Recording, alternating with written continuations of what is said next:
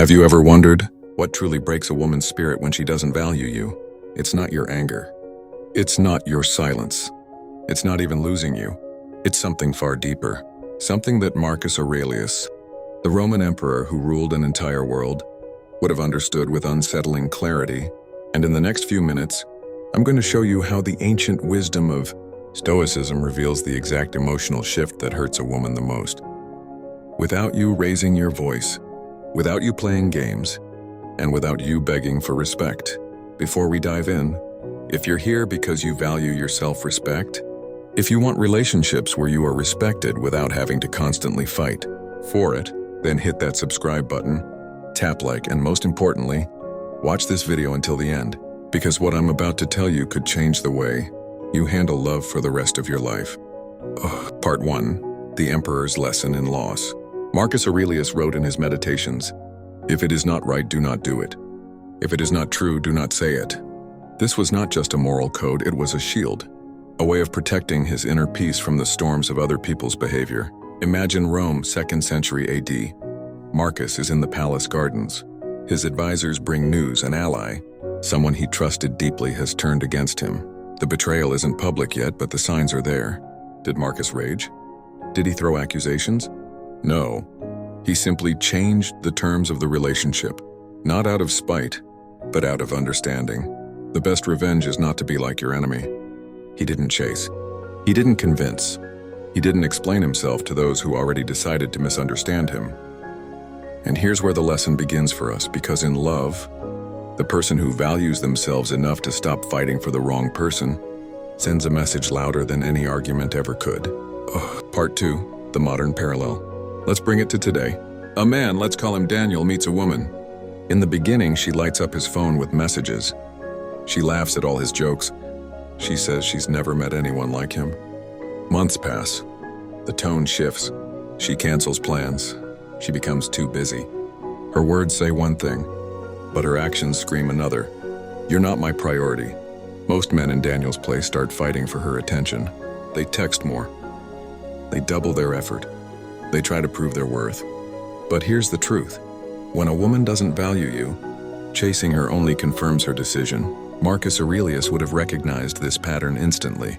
He would have seen that Daniel was giving away his most valuable possession, his peace of mind, in an unwinnable battle. Because the deepest blow to someone who has stopped valuing you is not your anger. It's not even your absence.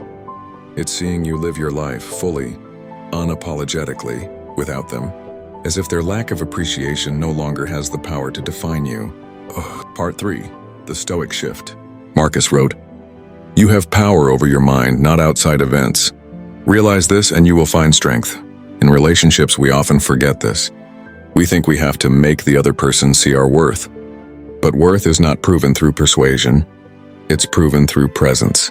Through the way you hold yourself when someone stops giving you the respect you deserve. And here's the painful truth. What hurts a woman the most when she doesn't value you is when you stop trying to convince her, when you no longer perform for her attention, when your happiness no longer depends on whether she calls, texts, or approves, when you stop being emotionally available to someone who is emotionally absent. You see, most people expect pushback when they withdraw. They expect arguments, they expect tears. They expect to see the effect of their absence on you. But when you meet neglect with calm detachment, when you meet disrespect with dignified distance, it's disarming.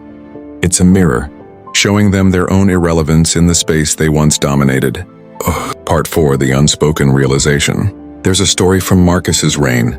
A Roman noble insulted him at a public gathering. The crowd expected retaliation. Instead, Marcus simply excused himself and left.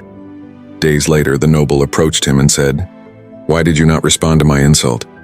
Marcus replied, "Because it did not change who I am." When a woman realizes that her lack of value for you hasn't shaken your identity, that you are still grounded, still focused, still at peace, that's when the sting sets in. It's not about playing cold or pretending not to care. Stoicism is not about faking detachment. It's about genuinely understanding that your worth isn't dictated by someone else's shifting emotions. Part 5. The Emotional Equation. Think about it this way. When someone doesn't value you, and you react with desperation, they gain both power and validation. When someone doesn't value you, and you walk away without hostility, just self-possession. They lose both influence and certainty. Marcus Aurelius didn't need revenge because his composure was the revenge. A woman might expect you to plead for her attention. When you don't, she is forced to face two possibilities. 1. She truly misjudged your worth. 2. She was never as important to you as she thought.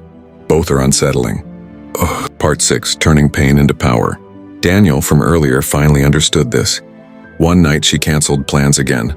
No explanation, no apology. He felt the familiar rush of frustration, the urge to demand an answer. But instead he remembered a Marcus Aurelius line. Waste no more time arguing about what a good man should be one. He didn't send a follow-up text. He didn't check her social media. He went to the gym, cooked himself a good meal, and read a book. He didn't do this to get back at her. He did it because his life had value beyond her attention. Part 7. The final Stoic truth. So what hurts a woman the most when she doesn't value you? It's the moment she realizes she has lost access to the best parts of you, not because you slammed the door in anger, but because you simply stopped offering them where they weren't appreciated. Marcus Aurelius didn't fight to be valued. He simply lived in a way that made his value undeniable to those worthy enough to see it. And you can do the same. When you stop trying to control how someone sees you, when you invest in your own growth, when you let your life speak louder than your pleas, that's when your absence speaks more powerfully than your presence ever could. With that said, thanks for watching, and until next time.